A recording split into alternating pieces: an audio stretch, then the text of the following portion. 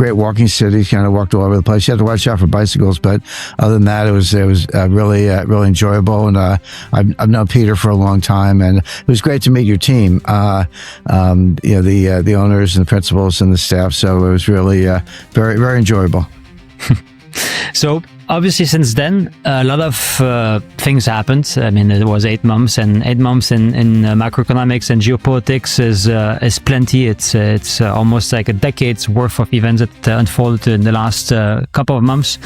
And I would like to get back onto a few things that you said back then, and that was mainly in relation to some of the forecasts of some of the developments you saw actually accelerating, which was the call for a severe recession, the falling US stocks, especially more related to AI, and gold potentially reaching $10,000 an ounce by 2026. So I would like to first start, which of those, let's say, calls would you say materialized? Which ones are not, let's say, per se going into the right direction? Or how do you basically analyze those projections that you made back then? Sure. Well, it's not just a matter of projections. That's important, and I'll turn to that. But it's also the analysis behind them. And I just don't throw numbers out there and we hope for the best. You have to understand the dynamics and give reasons why, and then that's the basis for telling you whether you stick with the forecast or not. If the fundamentals haven't changed, if the inputs haven't changed, then the forecast should be the same, even though, of course, there's volatility along the way, which is easy to explain because we have a war on that we didn't have then. But yeah, gold is still going to make its way to $10,000. It's going to get there a lot sooner than people expect.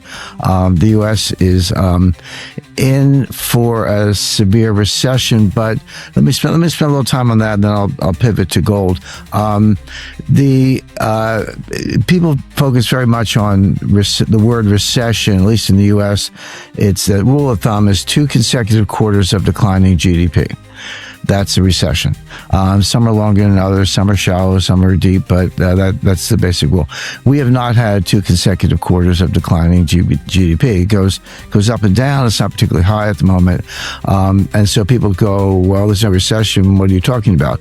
I would say 2 things. Number one, if there's a recession, I expect there will be, it will be a technical recession within a depression.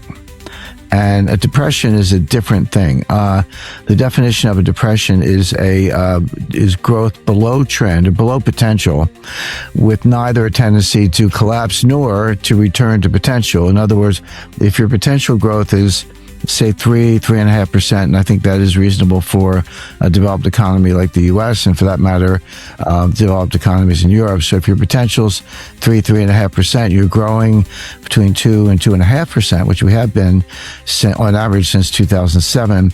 You're in a depression. You don't have negative growth. Your GDP is not going down, but you're nowhere near your potential. And that gap between the potential growth and the actual growth is lost wealth.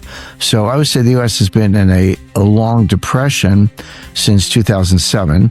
Japan has been in a long depression since 1990. We've seen these kinds of 20, 30-year depression, in Japan's case, maybe 40 years. They've happened before, in the late 19th century, for example. So, from 2009 to 2019, for example, from the end of the from the end of the great global financial crisis to the beginning of the COVID pandemic, 10-year period, average annual GDP growth in the United States was 2.2%. Well, that kind of proves my point. If your potential is 3.5 and you're growing at you're growing at 2.2, that's a depression. That's trillions of dollars of lost wealth. We're still in that mode. So that hasn't changed. Now, a technical recession, it's easily foreseeable, and this is would be the result of the war in Iran and high energy prices, oil and natural gas, but not just energy prices. The fact that the Strait of Hormuz is closed, which we all know, affects sulfur, nitrates, helium. And these are not just kind of generic commodities. Helium is necessary for semiconductor production. You need a very, kind of sterile type environment to do the etching, and the microscopic etching, and helium is a critical input of that. Without helium, you basically shut down parts of the semiconductor industry. Sulfur sounds like a mundane chemical, but it's a precursor, the chemical in thousands of chemical processes, and in particular, with nitrates, urea, and sulfur are necessary for the creation of fertilizer, basically nitrogen-based fertilizer. We're getting closer to the planting season in the Southern Hemisphere that begins in September. And people say, well, Jim, okay, we've been hearing about this for months, oil, natural gas, sulfur, helium, none of this stuff can get out of the Strait of Hormuz. We haven't seen the collapse yet. What's going on? The answer is has several dimensions. Number one, people have been able to use substitutes. So China's burning more coal. Japan is getting some oil from the United States that it did not get before, but the U.S. is a net exporter. Russia has increased its exports. Not enough to make up what's missing, but enough to kind of keep things going, if you will. And more importantly, everyone has drawn down reserves. So China had a strategic petroleum reserve. The United States has a strategic petroleum reserve. Some other countries did as well. They've had nitrogen fertilizer reserves. They've had reserves of all these things we're talking about. They've all been drawn down. Well, now we're at the point where the closure is continuing. The reserves have drawn down. Have been drawn down. There's nothing on the way. So we are now, after really 7 months of the war, getting to the point where that kind of global economic shutdown is about to begin. The ceasefire failed, and it won't be revived. There's still some peace talks going on in Qatar and Turkey, I believe, but they're not going anywhere. Iran would sign a deal that gives them $80 billion of released assets, freedom from economic sanctions, control of the Strait of Hormuz, and the U.S. withdrawing militarily from the Middle East. Trump won't do that deal. Trump would sign a deal that says the Strait of Hormuz is open with no tolls. Iran gives up its highly enriched uranium, discontinues its nuclear weapons making projects, subject to international inspections, and then maybe at that point the U.S. will relax sanctions. Iran won't do that deal. So, yeah, they're floating proposals, but I'm not surprised. In fact, I said that the ceasefire wouldn't last and we'd be back to military action. Here we are. The number of vessels going through the Strait of Hormuz, we have actual pretty good numbers. They're hard to get, but 5 a day, 9 a day. The normal traffic goes 160 vessels per day.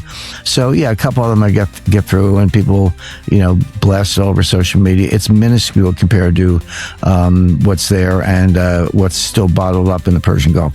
So the short answer is now the U.S. has resumed bombing. Now, so the peace deal is off the table. The bombing continues. The attacks by the United States continue, and Iran's shooting back.